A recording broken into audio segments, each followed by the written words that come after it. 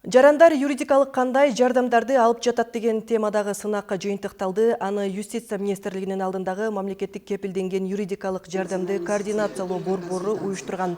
Сынакка катышкан журналисттердин ичинде биздин телеканалдын Ата журт продюсердик бөлүмүнүн жетекчиси Майрам Мурзакулова да бар. Ал экинчи орунга татыды. Биздин журналист мамлекет кепилдеген акысыз юридикалык жардам көрсөтүү тууралуу мыйзамды карапайым жарандарга жеткирүү боюнча программаларды түз эфирде чагылдырып турган. Былтыркы жылыда жеңүүчү болгон калкка акысыз укуктук жардам көрсөтүү мыйзамы 2012 жылы кабыл алынган.